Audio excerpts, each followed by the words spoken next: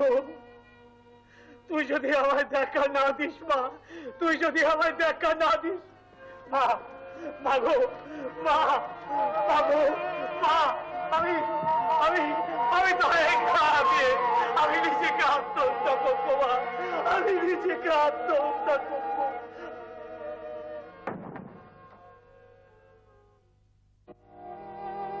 এই তো বুঝতে পারছি তুই শ্বাস নিচ্ছিস, সত্যি তুই নিঃশ্বাস নিচ্ছিস।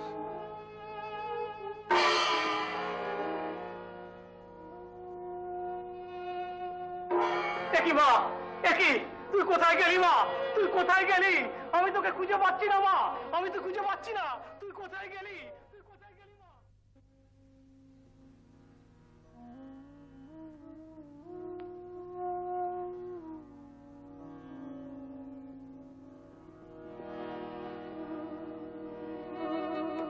মামা কি তাহলে সত্যিই পাগল হয়ে গেল? জয় Raghubir.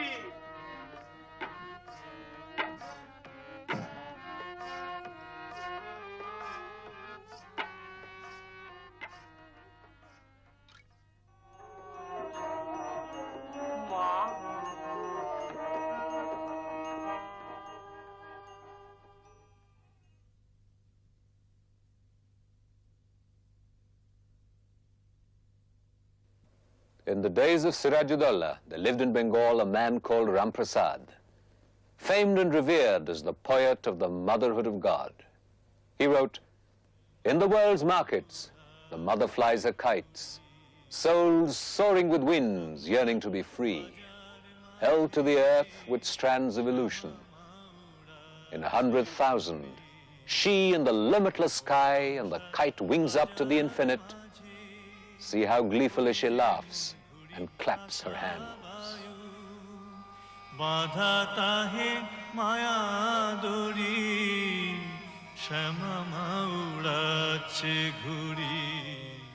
Doubtless, Ramakrishna knew the thrill of free flight, the exhilaration of unfettered spaces, and the terror of being cut loose from his social moorings. Felt the vertigo of a soul freed from its familiar landscapes, the yawning abyss below. Some part of him must have yearned for the more predictable, earthbound dullness of routine normalcy. For when his mother, hearing of his mad exertions at Dakkaneshwar, called him home with the simple faith that the familiar surroundings of childhood would stabilize him, he came, emaciated from his austerities, exhausted, heaving a sigh of relief. He was 24.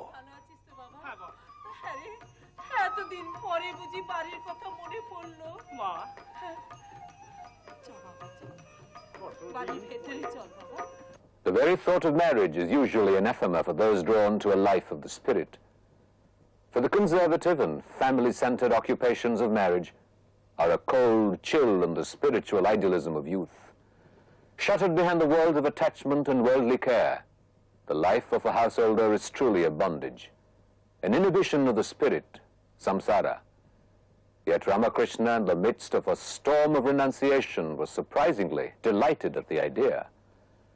However, when the search began for a suitable girl, it was frustrated at every turn. Unmarried girls of the right age, disposition, and family background were hard to find. And when a prospective match was located, the demands made on Chandra Devi and Rameshwar fell beyond their limited means, until Ramakrishna himself, in a meditative state himself, pointed the way. অন্যত্র অনুসন্ধান বৃথা। জয়রামবাটিতে শ্রী রামচন্দ্র মুখুজ্জির বাড়ি যাও, বিবাহের পাত্রী কুটা বাঁধা হয়ে রক্ষিত আছে। সবই তো শোনা হয়ে গেল। শুনলাম তো। তাহলে একদিন চলুন, সময় করে আপনি আর আমি যাই। হ্যাঁ বাবা, যা যা, যত তাড়াতাড়ি পারিস একটু ব্যবস্থা কর বাবা। কথাবার্তা কয়ে আসি। একটু কথা বল বাবা। In Bengal, it was customary to put aside the finest fruit and vegetable as an offering to God. These were tied with a straw around the stem to mark them off from those due for market. Sharda Ma was indeed, as it will be seen, an offering to God. Ramakrishna's marriage to Shardamani Devi was not destined to be a conventional one. For when she attained puberty, he would be not her conjugal husband, but a spiritual guide, making her ready to carry his work forward after his death. And in his relationship to Sharda, Ramakrishna would demonstrate that beyond the satisfaction of the senses, there is a higher purpose to marriage. With the insights of spiritual attainment, he knew this when he pointed out the place and family unseen, a girl who at the time was 5 years old and would live the next 10 years with his mother. The matchmaker, he said, was the Divine Mother herself. Ramakrishna spent 1 year and 7 months at Kamarpukur, cherished by those who knew him, resting, recovering energies depleted in spiritual disciplines. Then, as Chandradevi had feared, the call from the Divine Mother became too strong for him to resist. Leaving his child bride with his mother, he returned to Dakshineshwar. And almost the moment he arrived, the brief idyll of restful peace was shattered, and gone were thoughts of brother, mother, and bride.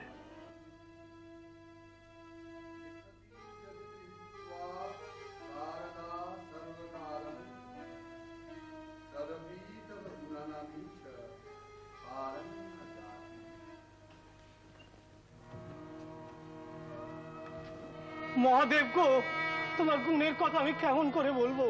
Mahadev গো, তোমার গুণের কথা আমি কেমন করে বলবো? দিন দিন পাগলামি বেড়েই চলেছে। কোন দিন দেখবে শিবের ঘাড়ে চড়ে বসেছে। চলো চলো চলো।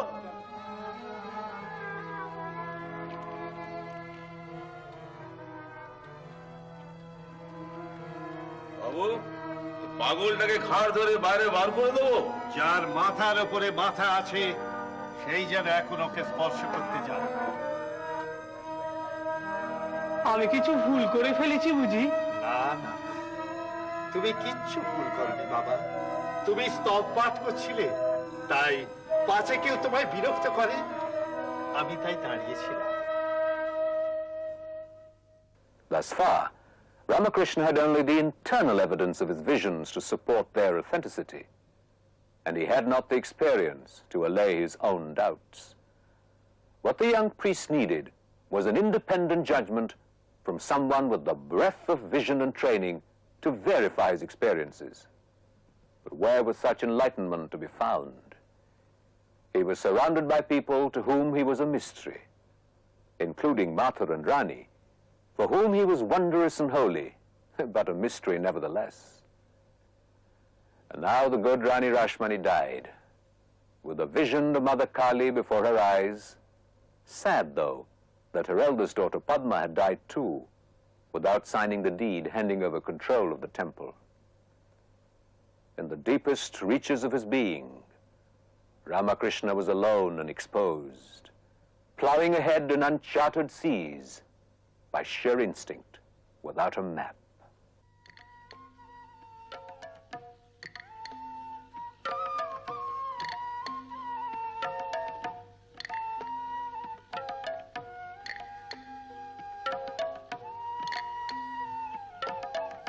এইমাত্র একজন ব্রাহ্মণী বকুলতলা ঘাটে নৌকো থেকে নামলো। ওকে আমার নাম করে একবার ডেকে নিয়ে আসবি?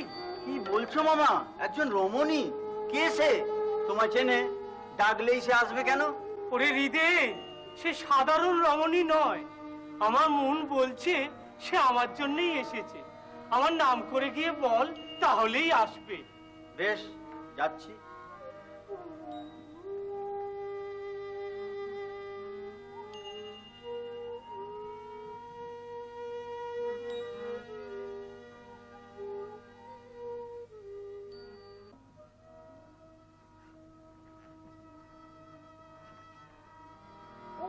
বাবা, তুমি এখানে গঙ্গা তীরে আছো জেনে তোমায় খুঁজে বেড়াচ্ছিলাম। আমার কথা কেমন করে জানতে পারলে মা? তোমাদের তিনজনের সঙ্গে দেখা করতে হবে এ কথা ঈশ্বরী জগদম্বার কৃপায় জানতে পেরেছিলাম। দুজনের দেখা আগে পূর্ব দেশে পেয়েছি, আজ এখানে তোমার দেখা পেলাম। তা বেশ, তা বেশ। বসো মা, বসো বসো।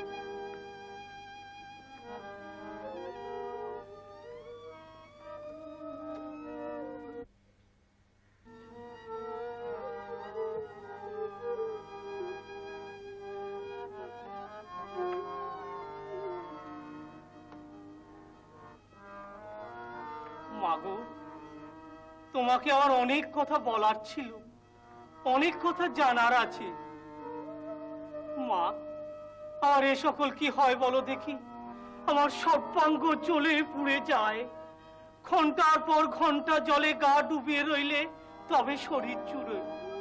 হলদারি বলে আমি পাগল, সত্যি কি তাই? হ্যাঁ মা, আমি কি সত্যিই পাগল হয়ে গেলাম? জগদম্বাকে মনে প্রাণে ডেকে সত্যি কি আমার কঠিন ব্যাধি হলো? বাবা, গোটা দুনিয়াটাই পাগল। কেউ সম্পদের জন্য পাগল, কেউ বা আমোদের জন্য, কেউ যশের জন্য, কেউ বা অলংকারের জন্য, স্বামীর জন্য, স্ত্রীর জন্য, সামান্য অর্থের জন্য, সমস্ত অর্থহীন বিষয়ের জন্য, কিন্তু ঈশ্বরের জন্য কেউ নয়। তারা সবাই নিজেদের উন্মাদনার কথাই বোঝে। যখন কোনো মানুষ স্বর্ণালঙ্কারের জন্য পাগল হয়, তখন সকলে তাকে সহানুভূতি দেখায়। কারণ উন্মত্ত ব্যক্তিরাই বোঝে যে তাদের মতো উন্মত্তরাই কেবল প্রকৃত সুস্থ। কিন্তু কোনো মানুষ যখন অতি প্রিয়জনের জন্য, ঈশ্বরের জন্য পাগল হয়, তখন সবাই তাকে উন্মাদ বলে ভাবে। কিন্তু তোমার উন্মাদনাই যথার্থ বাবা। পরম সৌভাগ্যবানেরই এমন দশা হয়।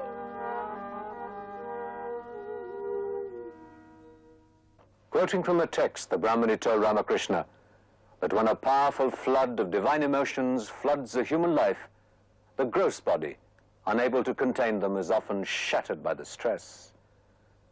The burning pain in his body was a sign of an extremely rare state of Mahabhava, the most exalted love of God, such as that experienced by the great Chaitanya and Radha of Vrindavan for Sri Krishna. And that the pain could be relieved with sandalwood paste and flowers. It was a revelation to Sri Ramakrishna. The text, centuries old, should catalogue his experiences so precisely and matter-of-factly.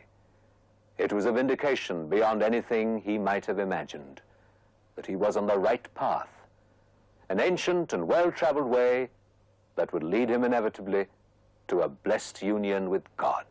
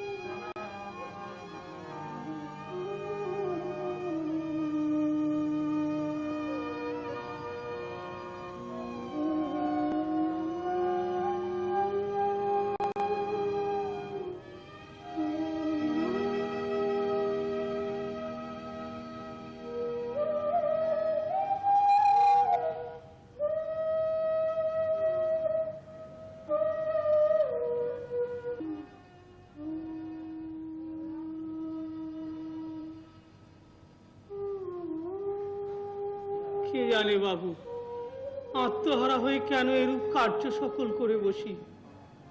আমি জানি নে মা, কেন আমি এমনটা করি। এখানে অর্থবাহ্য অবস্থায় চলে এলাম, তারপর রঘুবীরের জন্য নিবেদিত খাবার আমি খেয়ে ফেললাম। বেশ করেছো বাবা, বেশ করেছো। আমি ধ্যানের মধ্যে যা দেখলাম, এরূপ কর্ম করে তুমি তা সত্য প্রমাণ করে দিলে। তোমার ভেতরে যিনি রয়েছেন, তিনি খুব শীঘ্রই প্রকাশিত হবেন। সব কি বলছো তুমি মা?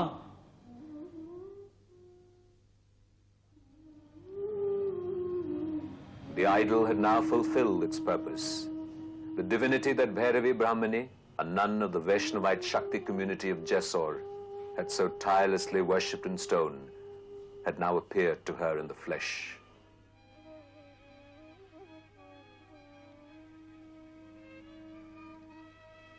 DIRECTOR-RAJIV was specially versed in tantric and yogic rites. From now on, she would bring all her spiritual powers to nurture the high intensity she glimpsed in Ramakrishna.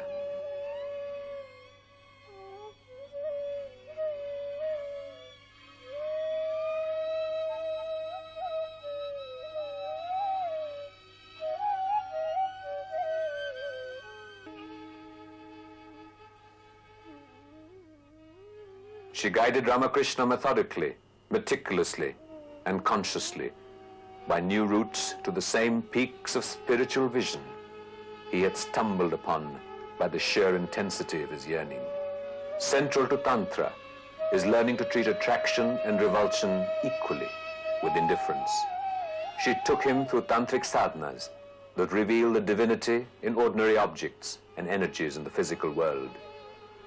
Through the three modes of tantric worship, the animal, the heroic, and the divine, and step by step through the awakening of Kundalini.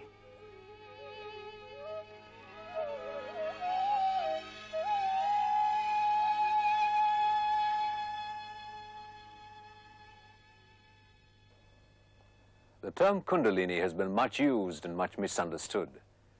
According to Hindu physiology, there is a great store of spiritual energy, the power of impulsion towards the Godhead, accumulated in past lives, coiled like a serpent at the base of the spine. This energy remains unmanifest in those who remain in bondage. When it is awakened, it leads man to a direct knowledge of the supreme consciousness that resides in the fontana on the top of the head. For this supreme consciousness is always reaching out to the coiled power at the base of the spine.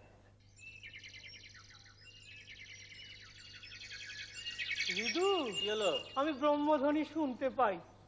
ও মামা, তোমার এই কথা কিন্তু ব্রাহ্মণীকে জানানো উচিত।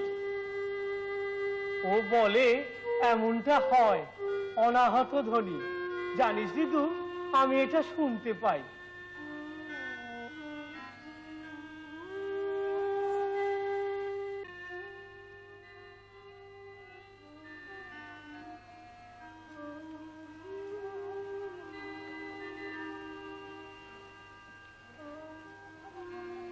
আজকাল পাগল ঠাকুরের কি অপূর্ব অঙ্গকান্তি হয়েছে, শরীর থেকে যেন সোনা ঠেকরে বেরোচ্ছে। কেমন করে হলো বলো দেখি? কে জানে বাবু।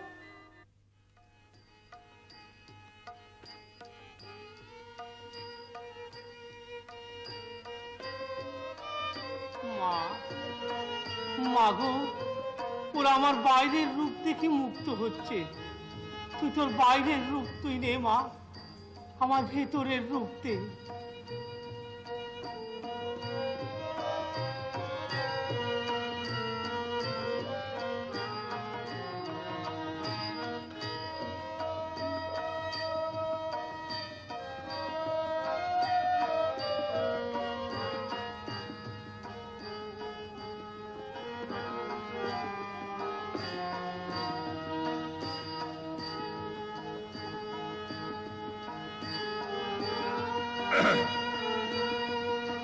মথুর বাবু, মা আমাকে দেখিয়ে দিয়েছেন এখানকার অনেক ভক্ত হবে, তাদের মধ্যে আবার কয়েকজন শুদ্ধ শক্ত। খুব ভালো কথা, আমরা তাদের সকলকে নিয়ে আনন্দ করব।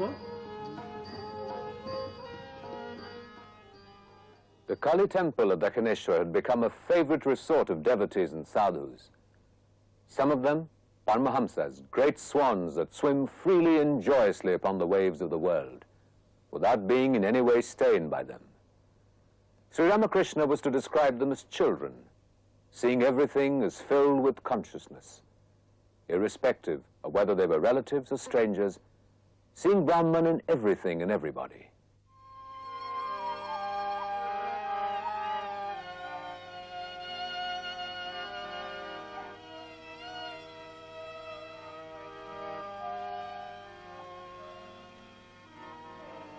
ওরে ঋতু, যে সে উন্মাদ নয়, জ্ঞান উন্মাদ।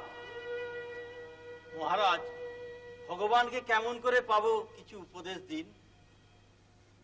মহারাজ, মহারাজ দয়া করে বলুন ভগবানকে। এই নর্দমার জল আর এই গঙ্গার জল তখন এক জ্ঞান হবে, সমান পবিত্র জ্ঞান হবে, তখন পাবে। মহারাজ, আমাকে চালা করে সঙ্গে নিন। মামা!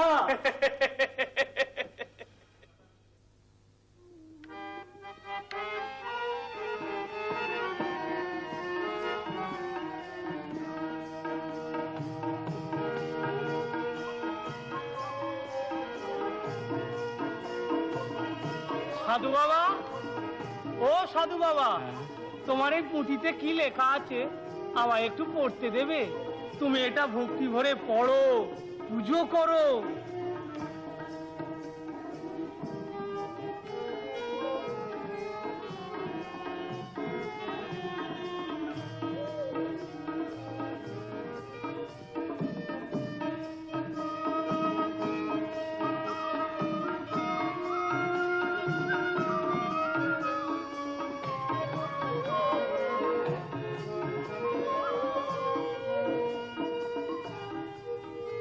মেলা গ্রন্থ পড়ে কি হবে? এক ভগবান থেকেই তো বেদ পুরাণ সবেরই উৎপত্তি হয়েছে, আর তার নাম, আর তিনি তো অভেদ। অতএব 4 বেদ, 18 পুরাণে আর সব শাস্ত্রে যা আছে তার একটি নামেই সে সবই রয়েছে। তাই তার নাম নিয়ে আমি বেশ আছি।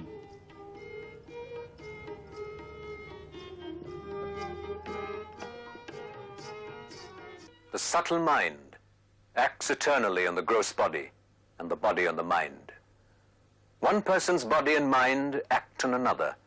There exists a relationship between the body and mind of the whole world. The spiritual moods of loving God create changes in both mind and body. The Brahmani was now guiding Ramakrishna, the ardent God-lover, through the 5 moods of loving God at which he was an adept. একটা দুষ্টু ছেলে, এখন যাও ওকে ডেকে নিয়ে এসো। আচ্ছা আচ্ছা, একটু খেয়ে নাও, একটু খেয়ে নাও।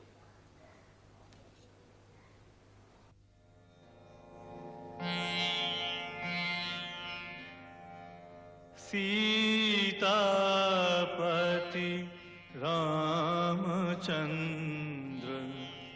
रघुपति रघुराई।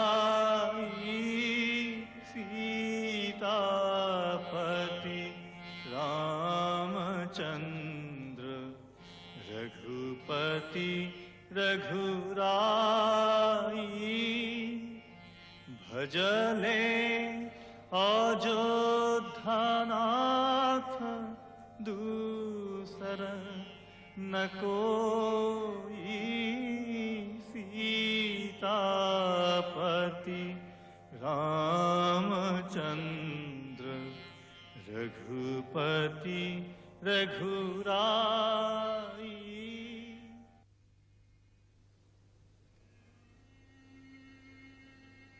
তুই কি এখনই আমার কাছে আসবি? ঠিক আছে, আসিস না, কখনো আসবি না। বাবাজি, রামলালাকে তুমি যেমনটা বুঝেছো, আমাকে তুমি ঠিক তেমনটা বুঝতে সাহায্য করো। আমি দেখেছি তুমি ওর সঙ্গে সদা পরম সুখে থাকো। বাবাজি, ওই গোপন মন্ত্র আমাকে শিখিয়ে দাও। দেখো, ও কিন্তু আমাকে আর ঠিক আগের মতো চায় না, বরং ও তোমার সঙ্গে থাকতেই ভালোবাসে।